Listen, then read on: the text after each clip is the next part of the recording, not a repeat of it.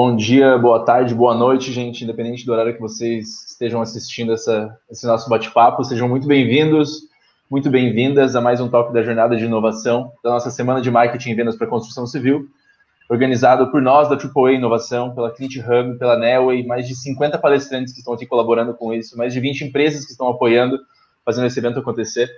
Para quem ainda não me conhece, eu sou o Lucas Lima, eu sou CEO da AAA Inovação, fundada por Ricardo Amorim, Alan Costa, Arthur Igreja, e eu tenho o papel aqui de ser seu host, eu sou a ponte entre vocês e os reais detentores do conhecimento, com conhecimento de causa em inovação e construção civil. Hoje eu tenho o prazer de receber Bruno Loreto aqui, Managing Partner da Terracota Ventures. Antes da gente começar, Bruno, quero lembrar todo mundo que está assistindo que esse evento é gratuito, então se você está assistindo aqui, você conectou alguma ideia, se o Bruno falou alguma coisa que é muito importante, coloca isso aqui no seu Instagram, no seu LinkedIn, no seu Stories, manda para alguém no WhatsApp, ainda dá tempo de convidar as pessoas para conferir, para acompanhar a gente por aqui. E sem mais delongas, Bruno, é realmente um prazer estar aqui com você, obrigado demais por ter aceitado estar aqui com a gente. Obrigado pelo convite, é sempre bom estar aqui compartilhando, né, um pouquinho do que a gente está percebendo aí nessa transformação digital que está impactando o setor. E é sempre legal também, né, ouvir a visão de alguém de fora, ter questionamentos, ter perguntas que ajudam a gente a refletir também sobre o nosso entendimento, né, do que são as oportunidades nesse mercado. Então, espero que o pessoal em casa goste e já me coloco à disposição também, quem quiser me acionar depois, estou sempre disponível.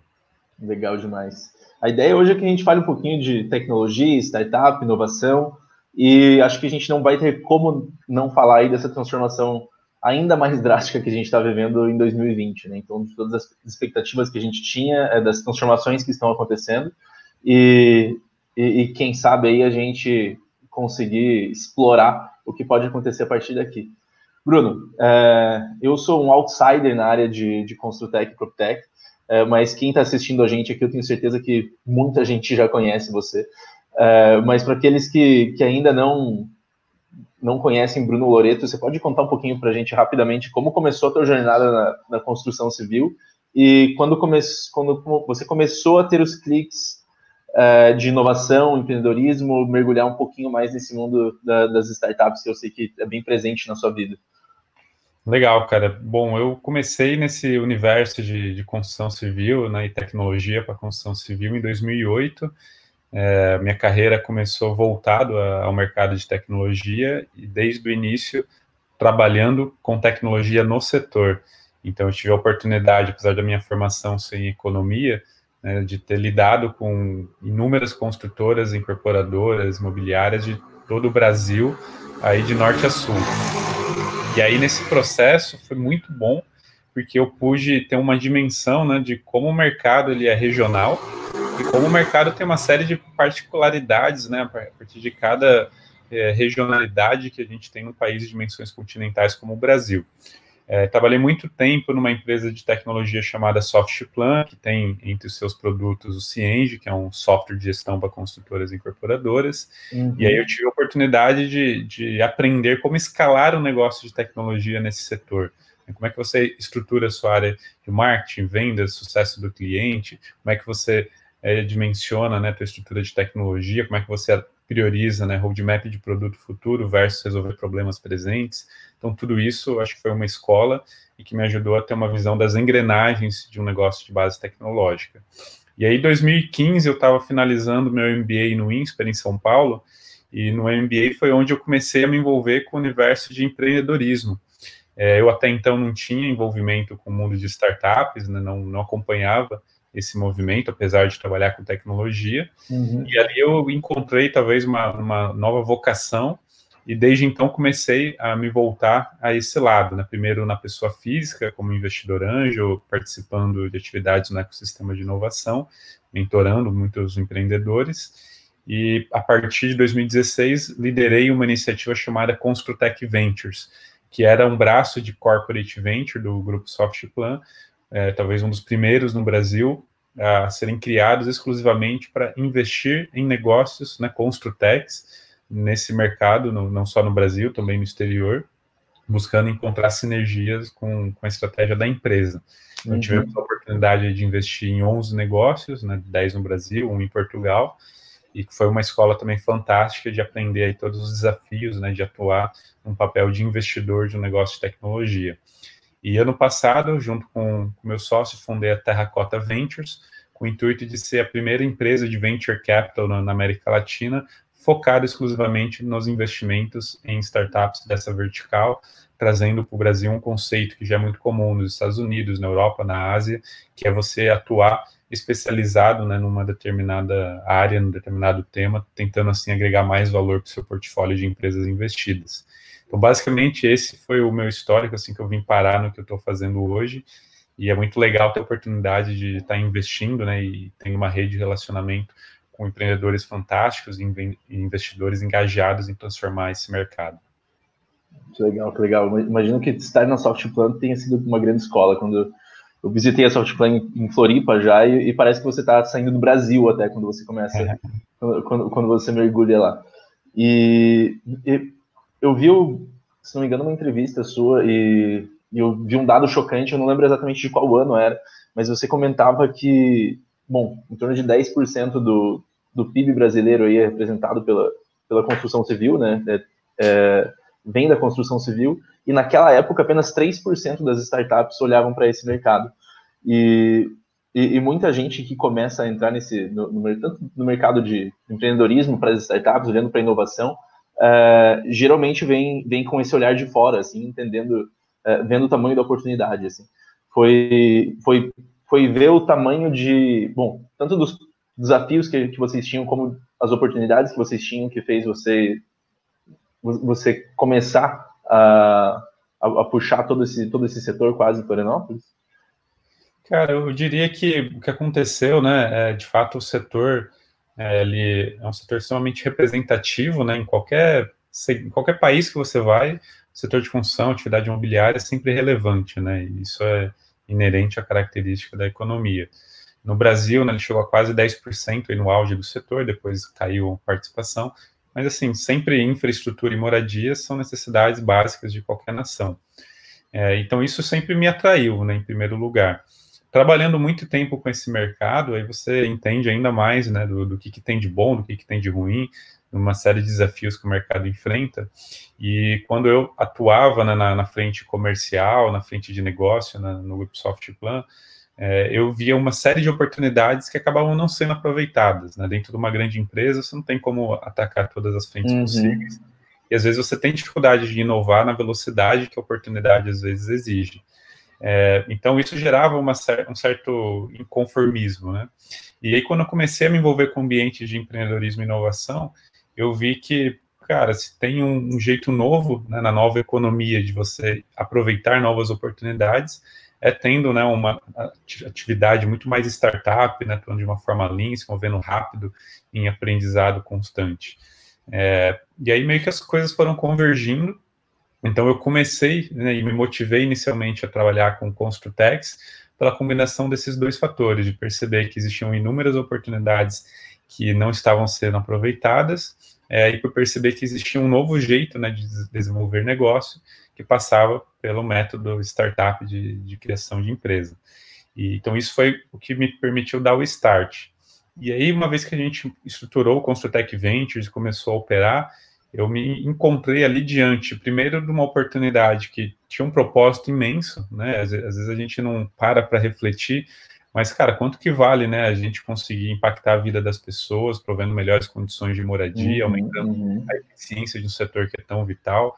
Na prática, cada um centavo que eu consigo economizar nessa indústria, ele vai se reverter em mais infraestrutura para a economia ou mais moradia para as pessoas. Então, tem um propósito muito claro que eu me identifiquei, e também a oportunidade, né? Olhando, quando a gente começou a estudar o que estava acontecendo lá fora, esse movimento, né, de inovação no setor começou pós-crise do subprime, em 2008, 2009, e de lá para cá os volumes de investimento em startups, Construtex, PropTex têm se intensificado, e o volume de empresas também se multiplicaram. E isso só começou a acontecer no Brasil a partir de 2016, 2017, e agora eu diria que a gente começa a chegar num ponto da curva que boa parte do mercado começa a reconhecer. né? 3 anos atrás, ninguém conhecia o Quinto Andar, né? A Loft surgiu 3 meses atrás, a Tech Verde tem 10 anos, mas há 2, 3 anos que muita gente conheceu. Então, é um fenômeno ainda muito recente nesse mercado, e isso me motivou, né, a deixar a carreira executiva para empreender, criando uma empresa de Venture Capital e agora levantando o nosso primeiro fundo de investimento. Então, eu diria que a minha conexão com o setor veio, eu diria, cada fase da minha vida foi complementando uma peça que hoje representa aquilo que a gente acredita no Terracota. Entendi. Cara, que história legal, muito bom. Vocês, quando você trouxe a Terracota Ventures, você viu quanto vocês, tanto na Construtech Ventures, imagino que vocês estavam se sentindo extremamente early adopters ali, né? Do tipo, imagino que vocês estavam vendo um mundo que parecia que ninguém estava vendo. Quando você olha para o mercado hoje, assim, você falou, nos últimos 3 anos aí a gente tem falado bastante disso, mas ainda assim, mesmo nas pesquisas que eu estou fazendo por aqui, você acaba sempre chegando nos mesmos players, nas mesmas pessoas que são quem estão estimulando esse mercado. O quanto a gente tem aí de late adopters, de pessoas que ainda não se atentaram para a transformação, assim. Perfeito. Cara, isso é legal, porque, de fato, toda a curva de mudança, né, ela segue aquele comportamento normal, né, onde você tem aquela figura dos early adopters, conquistando a maioria, e eu não tenho dúvida que a gente ainda está na fase, né, de conquistar os early adopters, né, então a gente está muito no início, então não tem, eu diria que nem 15% do mercado já está engajado nesse movimento de transformação. E aí uma forma de talvez tangibilizar isso é olhar para as empresas que tem no mercado, né? Se você pegar todas as imobiliárias que tem na sua cidade, tenho certeza que você não vai ver mais do que 15% já trabalhando com tour virtual, com um site decente que funciona tanto no teu celular quanto na plataforma do PC, que tenha boas informações sobre o imóvel. A grande maioria ainda está muito analógica, ainda está muito atrasada. Então, eu diria que a gente ainda está na fase do início da curva de ter os early adopters provando que é possível obter resultado, obter valor. É claro que a pandemia, eu acho que vai acelerar muito essa curva, não tenho... mas a gente está bem no início da jornada. Os números, né, do ecossistema de startups no setor mostram que a gente está numa ascendente ainda exponencial. A gente saiu de 250 empresas em 2017 para 700 que tem agora, início desse ano, e esse ano a gente vai fechar com pelo menos umas 800, 850.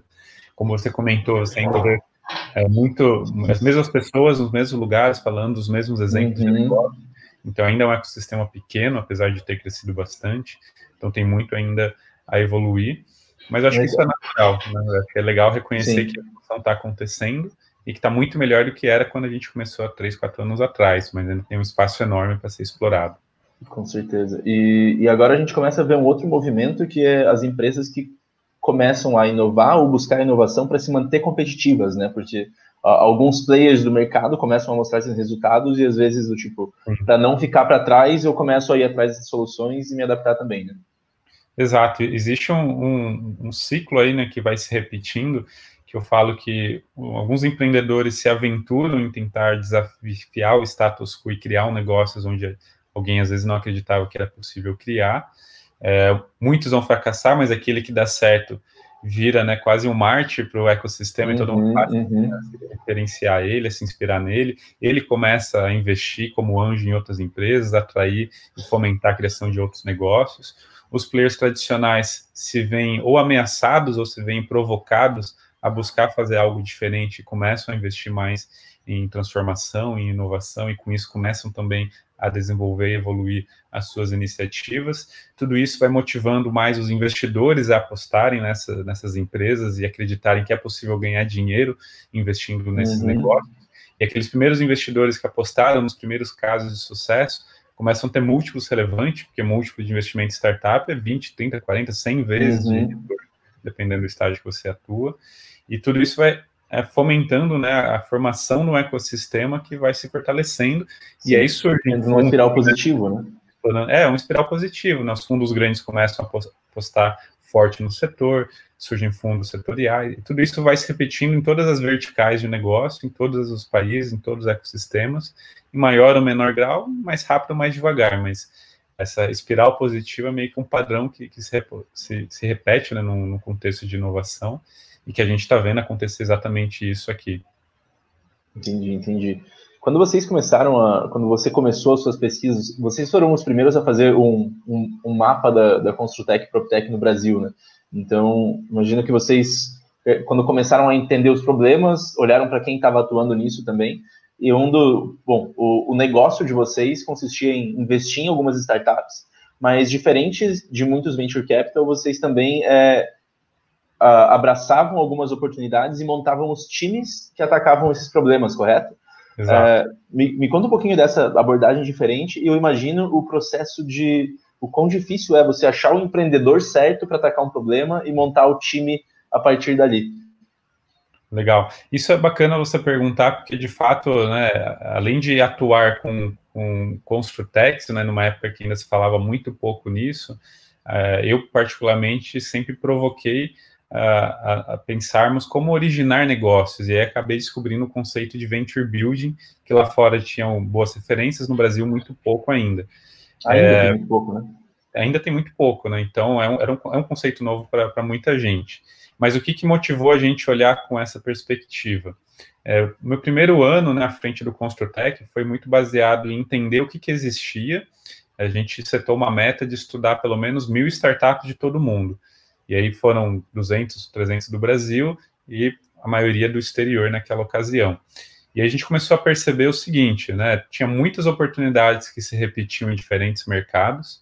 E se você for ver, né, o que a Tech Verde faz aqui, o que a Loft faz aqui, o que a Quinto Andar faz aqui, tem alguém fazendo isso já em outros mercados muito antes, e serviram às vezes de referência. Então, às vezes a gente percebia essas oportunidades. A gente percebia problemas, né, e necessidades reais que não estavam sendo atacadas por empreendedores no Brasil. Então, o principal a gente já tinha, que era a demanda, que era atração, que era uma validação de mercado, faltava às vezes um negócio. Então, por que esperar surgir uma startup? Né? E aí, o nosso contexto do Construtec Ventures era um contexto atrelado à empresa de tecnologia. Então, a gente tinha uma expertise de tecnologia para desenvolver os produtos e tirar o negócio do chão. Então, eu sempre me provoquei de, cara, não precisamos esperar surgir um bom negócio para investir, vamos criar um negócio onde a gente vê que tem potencial ou oportunidade. E aí combinamos, então, esse modelo de atuar como Venture Capital, um Corporate Venture Capital e um Corporate Venture Builder. E no Venture Builder, a premissa era, vamos partir de necessidades reais. Então, vamos encontrar um problema, fazer uma sprint, prototipar, formar um time e encontrar uma forma, se é possível, né, desse problema viabilizar um negócio escalável com produto replicável. E aí, de fato, um grande desafio sempre é como formar esse time, como trazer os empreendedores para estarem à frente dos negócios. A gente chegou a desenvolver 7 iniciativas nesse formato, e assim, erramos em algumas coisas, acertamos em outras, mas o que eu posso dizer hoje é que não tenho dúvida que é possível, sim, criar bons negócios no modelo de venture building, e acho que cada vez mais a gente tem no ecossistema casos legais de quem nasceu nesse contexto.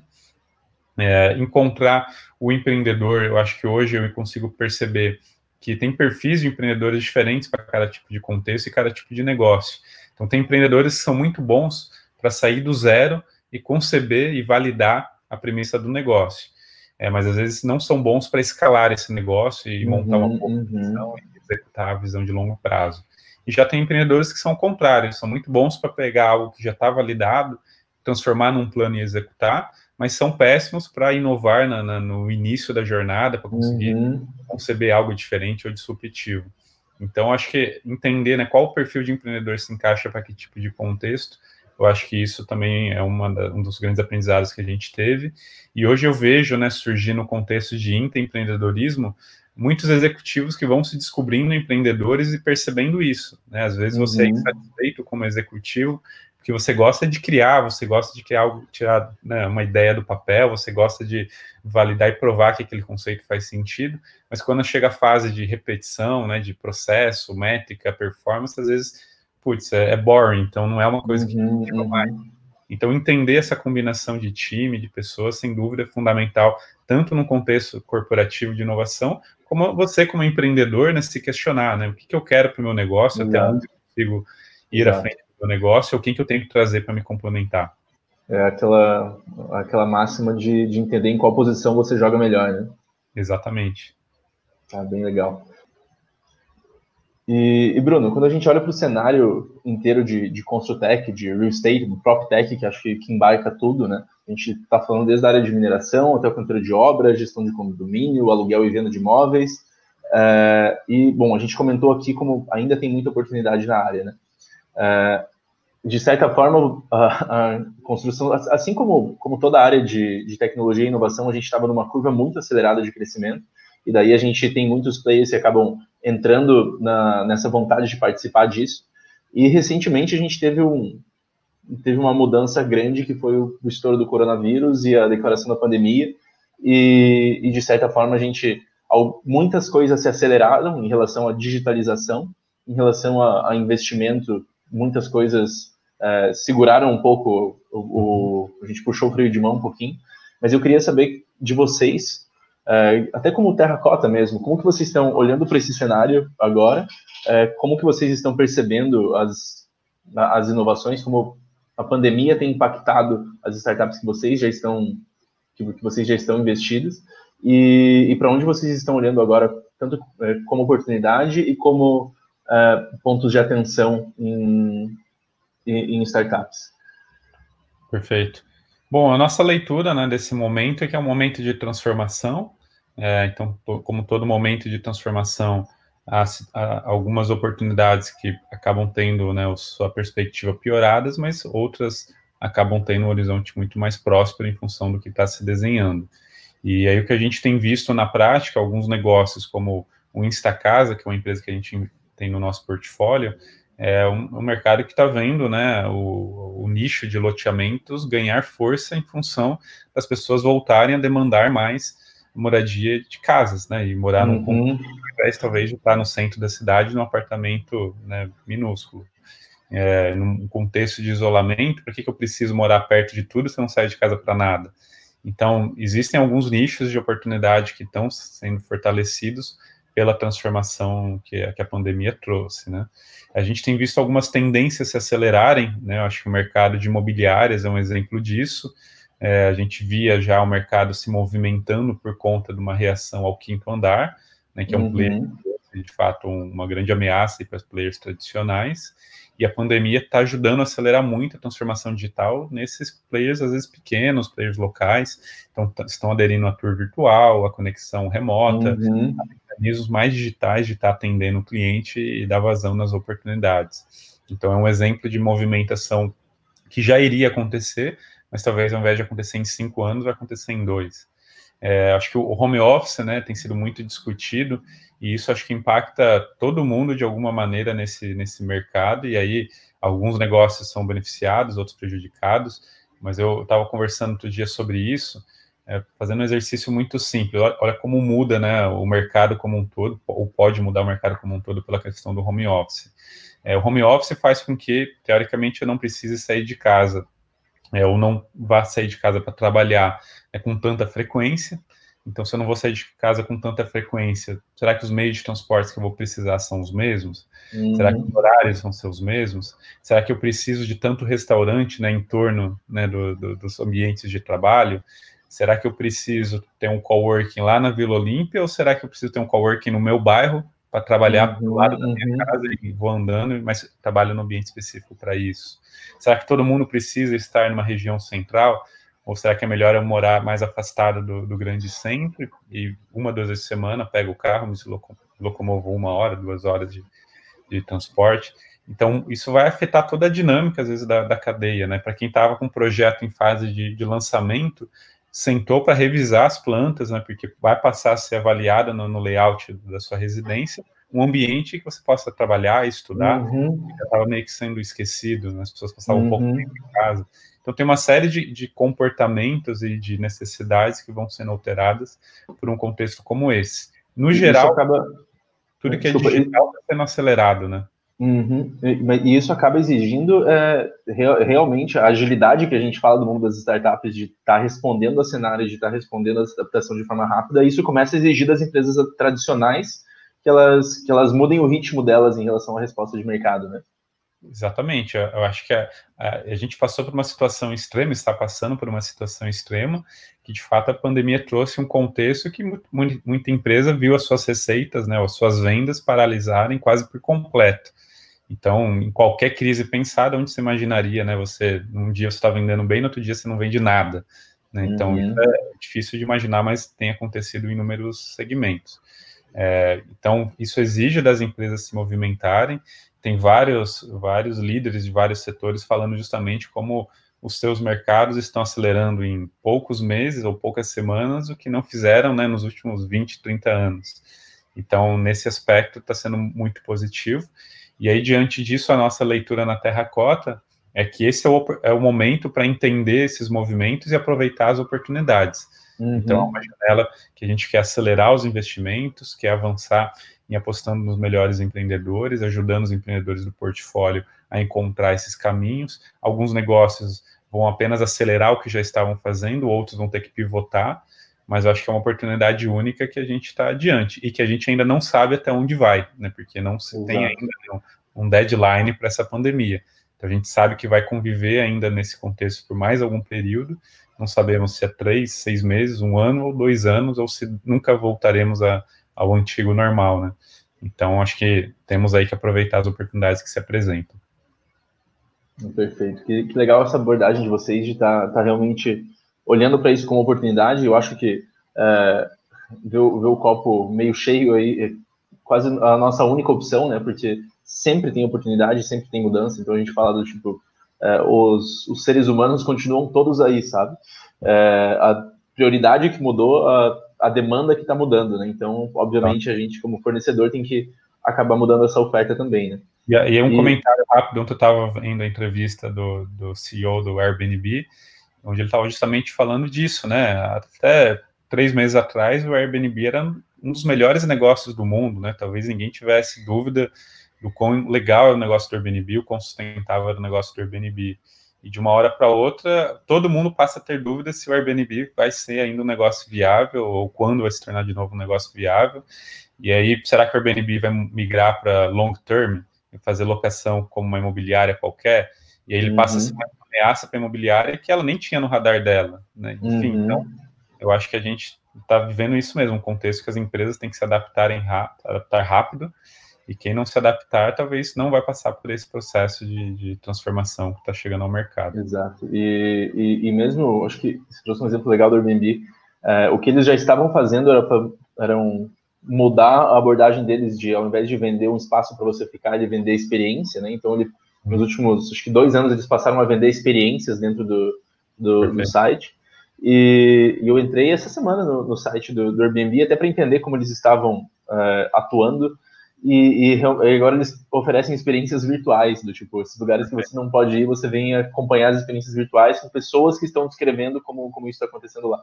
Então, realmente, mesmo que a gente não saiba exatamente o que precisa ser feito, a gente sabe que algo precisa ser feito, né? E daí é esse conceito do tipo, beleza, então eu vou tentar por esse caminho, eu vou tentar essa abordagem, se não funcionar, eu mudo novamente e assim por diante. Exatamente. Bruno, é uma pergunta generalista aí, talvez até impossível de ser respondida de forma tão ampla, mas eu acho que vale a pena a gente tentar antes da gente seguir para o nosso encerramento. Para quem está numa empresa tradicional hoje, para quem está assistindo a gente aqui, que tem uma imobiliária, que é corretor, que é engenheiro, que, enfim, está sendo extremamente impactado por essa transição que a gente está vivendo, essa aceleração que às vezes a pessoa ficou um pouco para trás em relação a essas mudanças. Por onde eu começo a olhar, para onde eu começo que passos eu devo dar para continuar competitivo, para continuar vivo no mercado, e talvez não pensando apenas em 2020, mas pensando do tipo, se eu existirei como profissional e como empresa daqui a 10 anos. Por onde eu começo? A sua pergunta é legal porque eu sempre defendo que não existem empresas que não inovam, que são pessoas que não inovam, né? Uma empresa nada mais é do que um conjunto de pessoas, então passa por você, profissional, se questionar sobre o que você está fazendo de diferente. E eu vi isso acontecer comigo, né? Eu comentei, eu trabalhava com tecnologia e não fazia ideia do que era o movimento das startups até 2014, 2015, mesmo sendo desse setor. Então, você precisa mudar as suas atitudes para ter resultados diferentes. Então, a minha recomendação, acima de tudo, para todo mundo que é desse mercado ou que está buscando, né, entender as transformações desse mercado, primeiro, comece, né, independente de começar fazendo muita coisa, mas comece. Todo mundo tem pelo menos 15 minutos por dia, né, para estudar um novo tema, para ler notícias sobre as transformações que estão acontecendo. Então, comece a dedicar tempo para isso. Tem que virar, né, um item da sua agenda, senão você nunca vai parar para, de fato, dedicar a entender essa transformação. Então, acho que esse é uma primeira dica. Uma outra dica, né, eu tive aula com o Marcelo Nakagawa, e ele sempre falava da importância dos quick wins. Você precisa emplacar alguns primeiros sucessos rápidos que vão motivando você depois buscar os sucessos maiores, enquanto às vezes a gente quer o contrário, a gente quer começar da grande transformação, da grande ideia, daquilo que é disruptivo, e isso é muito difícil, a chance da gente se frustrar é muito grande. Então, às vezes, é começar com um básico que é, o que está doendo hoje? Putz, cara, hoje eu estou com um problema aqui que essa planilha do Excel, né, gasto um trabalhão para fazer isso, será que não tem uma forma mais automática de fazer isso? Será que não tem um sistema pronto já que faça isso sozinho?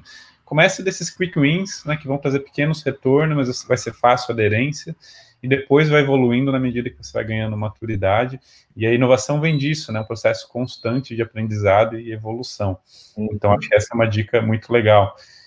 Eu acho que vale sempre relembrar, né, de também, talvez uma terceira dica, não se feche dentro de casa, né, se conecte a tudo que tem de possibilidades fora, e não só no seu setor, né, a gente está falando aqui de inovação no vertical, mas não significa que você só tem que olhar para o que acontece no seu vertical, tenta entender o que está acontecendo no seu entorno, né, como é que é o comércio que você está acostumado a frequentar, como que ele está se reinventando, os serviços de saúde, né, que agora aprovaram telemedicina, o que muda isso, a dinâmica da cadeia. Então, a inovação está tocando você, né, de forma direta e indireta por todas as direções possíveis, não só no seu mercado.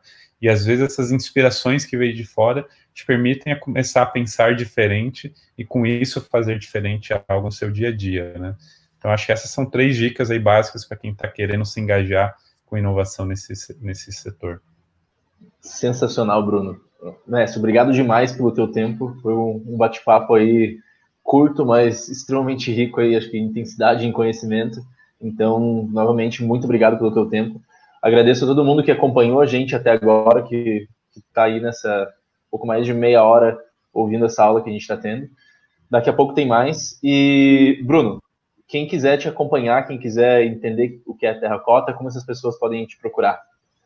Legal, eu sou super acessível, né? Estou conectado em todos os ambientes possíveis. Podem me procurar pelo LinkedIn, Bruno Loreto Cândido, ou pelo Instagram, Bruno Loreto Cândido, ou entrar no site terracota.ventures, né? Ou dar um Google lá, startups, Construtex, PropTex, você vai cair de alguma maneira. Uma hora vai chegar em vocês. Uma hora a gente vai acabar esbarrando. E fique à vontade para me acionar, mensagem, enfim, eu sou super disponível dentro, claro, né, da nossa agenda, a tentar colaborar com quem quer inovar e transformar esse mercado tão importante na vida das pessoas. Excelente, excelente. Bruno, mais uma vez, obrigado. Quem acompanhou a gente, muito obrigado. Daqui a pouco tem mais Semana de Marketing e Vendas, tem mais toques da nossa jornada de inovação, então fiquem ligados, porque daqui a pouco a gente tem mais alguns desses. Valeu, gente, até mais!